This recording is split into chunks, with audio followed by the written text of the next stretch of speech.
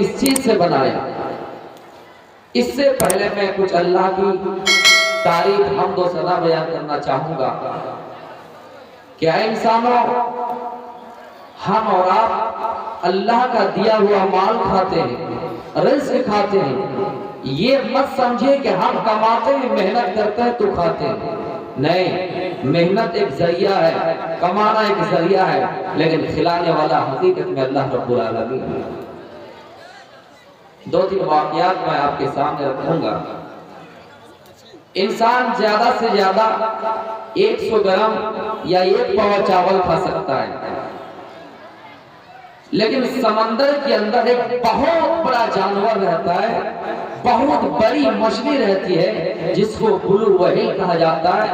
یہ روزانہ 3 سے 4 ٹن کھانا کھاتی ہے۔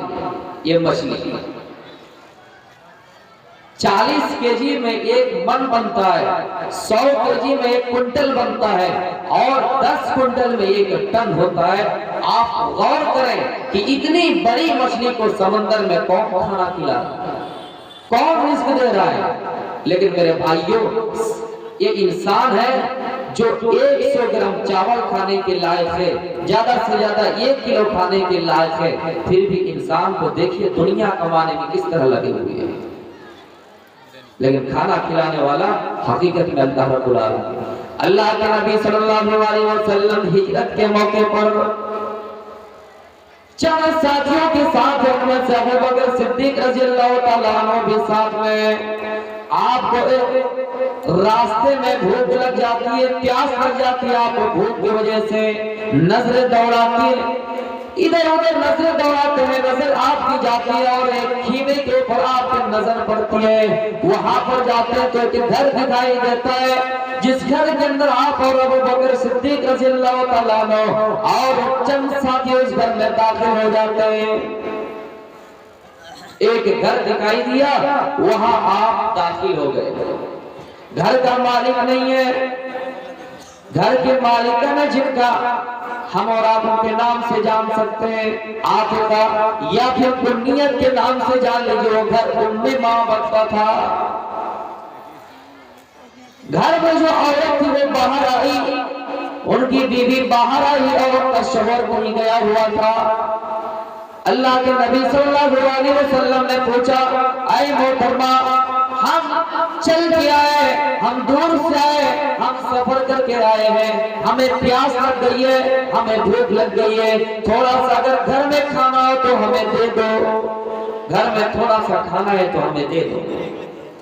ام معبد کہتی ہے، کیا بھلا اے اجنبی آدمی، میں تجھے جانتی نہیں کہ تم کون ہو، لیکن پھر بھی گھر میں تلاش کرتی ہوں، کچھ کھانا مل جائے تو تمہارے لیے انتظام کرتی ہوں۔ گھر گئے، ادھر ادھر دیکھا، لیکن کھانا کچھ نہیں ملا، کھانا کچھ نہیں ملا۔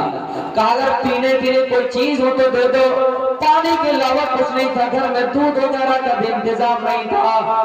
آپ نے نظریں دوڑائی، اس گھر میں نظریں دوڑائی تو گھر کے کسی کونے میں ایک بکری باندھی ہوئی تھی، ایک بکری باندھی ہوئی تھی۔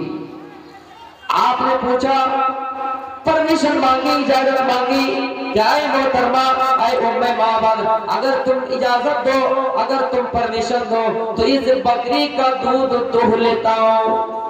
اس نے کہا، نبی آدمی، یہ بکری بوڑھی ہو چکی ہے، یہ بکری کمزور ہو چکی ہے، اس بکری کا تو تھن سوکھ چکا ہے، یہ دودھ دینے کے لائق نہیں ہے۔ اس عورت نے کہا کہ اے اجنبی آدمی، یہ بکری دودھ دینے کے لائق نہیں ہے، یہ کمزور ہو چکی ہے۔ آپ نے فرمایا، مجھے حکم دو، میں اس بکری کا دودھ دھوتا ہوں، دودھ نکل جائے گا۔ وہ ہنس دیے اور کہنے لگے، اے اجنبی آدمی، اگر تجھے شک ہے تو میں تیرے برتن لا کر دیتی ہوں، تو اس برتن کو لو اور دودھ دو۔ برتن لایا گیا، اور آپ کو دے دیا گیا اور آپ اس بکری کا دودھ دوہنا شروع کیا. بکری کے جسم پر ہاتھ پھیرا, بکری 4 پیر پھیلا دیے. جس طرح جانوروں کو آپ دیکھیں گے جب دودھ دوہا جاتا ہے, دودھ دوہنے کی باری آتی ہے تو میرے بھائی وہ جانور اپنا پیر پھیلا دیتا ہے. وہ بکری پیر پھیلا دیا اور آپ نے دعا دی, برکت کی دعا دی اور دودھ دوہنا شروع کر دیا. جو بکری کمزور ہو چکی تھی, جو بکری بالکل لاغر ہو چکی تھی, جس کا تھن سوکھ چکا تھا, لیکن آپ نے ان کے جسم پر ہاتھ پھیرا اور دودھ دوہنا شروع کیا تو اتنا دودھ نکلا, اتنا نکلا کہ برتن بھر گیا. آپ پیے, ابو بکر صدیق پیے اور آپ کے ساتھ جتنے ساتھی تھے سب نے دودھ پیا اور اس کے گھر میں بھی دودھ برتن میں لگا دودھ بھرا ہوا رہ گیا. میرے پیارے ساتھیوں, یہ برکت تھی, یہ برکت کا نتیجہ تھا. آپ کے پاس کوئی ذریعہ نہیں تھا, آپ کے پاس کوئی سبب نہیں تھا, آپ کے پاس کچھ نہیں تھا, اس کے گھر میں بھی کھانے کے لیے کچھ نہیں تھا. وہ بکری بالکل کمزور ہو چکی تھی, وہ بکری بالکل لاغر ہو چکی تھی, جس کا تھن سوکھ چکا تھا. لیکن اللہ کا کرشمہ دیکھیے, اللہ کی قدرت دیکھیے, اللہ نبی اکرم کو کھانا کھلائے گا تو آپ نے دعا دی, برکت کی اور دودھ نکلنا شروع ہو گیا. تو پھر میرے بھائیوں سب نے دودھ پیا اور اس کے گھر میں بھی دودھ چھوڑ گئے اور اللہ کے نبی وہاں سے رخصت ہو گئے. اتنے میں ان کا شوہر ریوڑ کو لے کر آ گئے, بکریاں چرانے گئے. صبح کا ٹائم نہیں بلکہ دوپہر کا ٹائم تھا, دھوپ کی کڑک زیادہ تھی, ایسا لگ رہا تھا کہ جنگل آگ کی بھٹی کی طرح تپ رہا ہے, ایسا لگ رہا ہے کہ دھوپ آگ شعلہ برسا رہے ہیں. میرے پیارے ساتھیوں, اس کا شوہر ابو مامد گھر میں تشریف لاتے ہیں اور پوچھتے ہیں, او میری بیوی, گھر میں دودھ دینے والی بکری نہیں تھی, پھر گھر میں دودھ کہاں سے آیا؟ پوچھ رہے ہیں کہ آئی میری بیوی, گھر میں دودھ کہاں سے آیا؟ اور گھر میں خوشبو ہے, عطر سے گھر بھر گئے, خوشبو سے گھر بھر گئے. حیرت ہو گئے, پوچھا میری بیوی ساری بکریاں میں چرانے کے لے کر چلا گیا, تو گھر میں پھر دودھ کہاں سے آیا؟ وہ کہنے لگی, اے میرے شوہر, گھر میں ایک ایسا آدمی آیا جو میں منع کر رہی تھی کہ اس بکری کا دودھ مت ہو, لیکن یہ جو بکری کونے میں باندھی ہوئی ہے, جس کا تھن سوکھ چکا ہے, وہ آج ہی ہاتھ لگایا اور دودھ نکلنا شروع ہو گیا. اس کا شوہر بڑا تعجب ہو گیا اور پوچھنے لگے, اے میری بیوی, بتاؤ اس کا حلیہ کیسا ہے, اس کا رنگ کیسا ہے, اس کی صورت کیسی ہے, اس کی شکل کیسی ہے؟ معبد نے جو جواب دیا اس عورت نے, وہ غور کیجیے.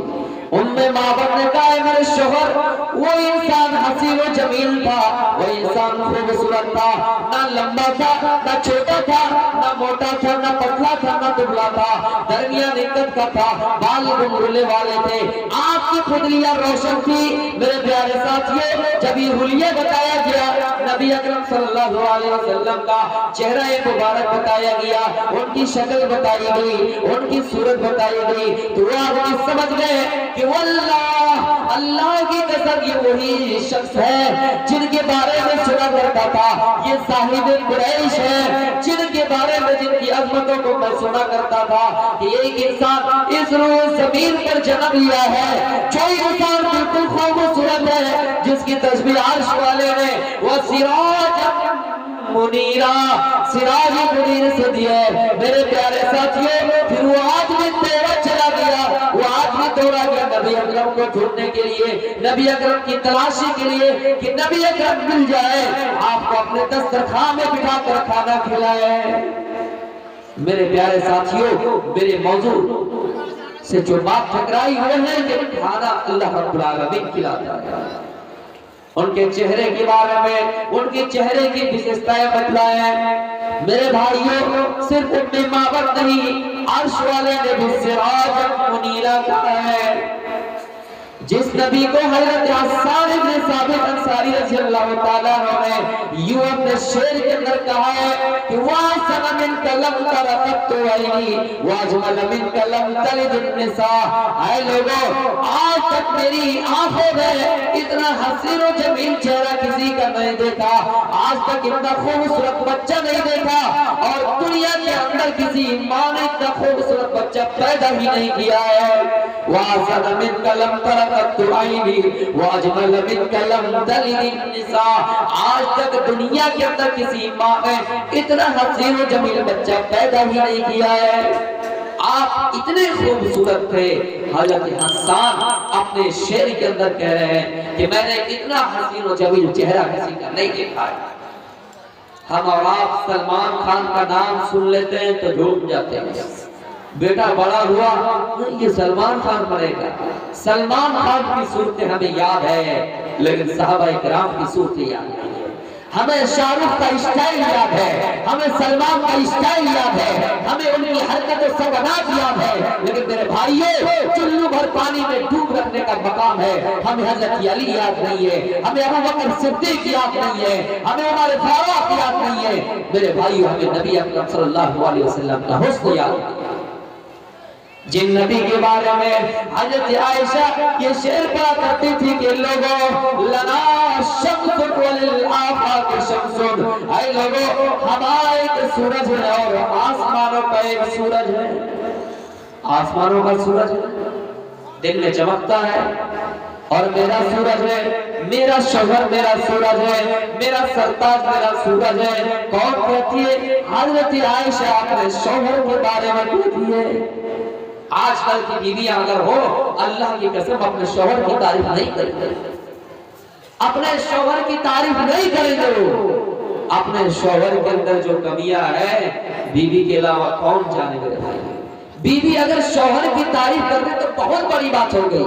حضرت عائشہ اپنے شوہر کی تعریف کر رہے ہیں اور لوگوں سے کہہ رہے ہیں لنا شمس وللآفاق شمس فإن الشمس تطلع بعد فجر وشمس طالع بعد العشاء فإن الشمس طالع.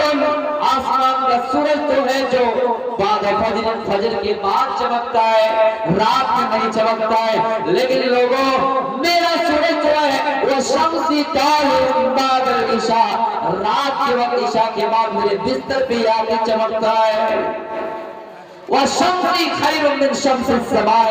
لوگوں آسمان کا ایک سورج ہے اور میرا سورج جناب محمد رسول اللہ ہے, لیکن میرا سورج وَالشَّمْسِ خَيْرٌ مِّن شَمْسِ السَّمَاءِ آسمان کے سورج سے بہتر. وہ تو دل کی روشنی میں دل کے اجالے میں چمکتا ہے, لیکن میرا سورج نبی اکرم صلی اللہ علیہ وسلم رات کے بستر پہ آ کے چمکتا ہے. میرے موضوع سے جو بات ٹکرائی وہ ہے کہ کھلانے کا مالک اللہ تعالیٰ ہے, پلانے کا مالک اللہ تعالیٰ ہے. ہاں ایک ذریعہ ہے, انسان اپنے ہاتھوں کی کمائی کرتا ہے, اپنے ہاتھ سے دلی جاتا ہے, کما کر لاتا ہے, پنجاب جاتا ہے, کشمیر جاتا ہے, چنئی جاتا ہے, محنت کر کے لاتا ہے اور گھر میں ہی آرام سے کھاتا ہے.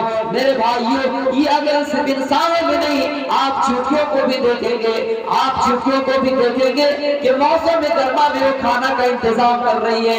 یہ ایک چوٹی جو چھوٹے سے مخلوق ہے, بہت چھوٹے سے مخلوق ہے, انسان اگر پیر میں کچل دے, لاکھوں چوٹیوں کو کچل دے تو انسان کو احساس نہیں ہوتا ہے, لیکن وہ چوٹیوں کے اندر بھی اللہ تعالیٰ نے عقل دی ہے, عقل سلیم دی ہے. وہ چوٹی موسم گرما میں کھانا کا انتظام کرتی ہے اور اپنے بلوں میں چھپا لیتی ہے, اپنے بلوں میں جمع کر لیتی ہے, اور موسم سرما میں یہ جو ٹھنڈ کا موسم آ رہا ہے اس موسم میں آرام سے بیٹھ کر وہ مخلوق کھانا کھاتی ہے. تو میرے بھائیوں اللہ نے انسان کو رہنے والا جانور کو بھی یہ طریقہ بتا دیا ہے کہ ایک رہنے والا جانور بھی آپس میں کھانا آرام سے کھاتا ہے, وہ اپنے کھانا کا انتظام کرتا ہے. اس لیے اللہ تبارک و تعالیٰ فرماتا ہے وَمَا مِن دَابَّةٍ فِي الْأَرْضِ إِلَّا عَلَى اللَّهِ رِزْقُهَا. اے لوگوں زمین میں کوئی ایسا جانور نہیں ہے جن کا کھانا اللہ کے ذمہ میں نہ ہو. اللہ ایک مچھلی کو بھی کھانا دیتا ہے, ایک انسان کو بھی کھانا دیتا ہے, یہ ایک غریب آدمی کو بھی کھانا دیتا ہے, ایک مسکین کو بھی کھلاتا ہے. اس لیے تو ذریعہ بنا دیا ہے اے غریبوں تمہارے پاس مال زیادہ ہے تم غریبوں کو دو. اے غریبوں اگر تم لاچار ہو, تم اگر لاچار کمزور ہو, تمہارے پاس مال نہیں ہے, تمہارے پاس دولت نہیں ہے, تو تم امیروں سے لو, اور امیروں کو اللہ نے حکم دیا ہے زکات نکالو. یہ زکات نہ نکالو تو قیامت کے دن خبر نہیں یہ زکات سانپ کی شکل میں آئیں گے, جہنم میں سانپ کی شکل میں آئیں گے, قیامت کے دن سانپ کی شکل میں آئیں گے. اللہ اس غریب کو کھلانے کے لیے امیر سے لینے کا میرے بھائیوں ذریعہ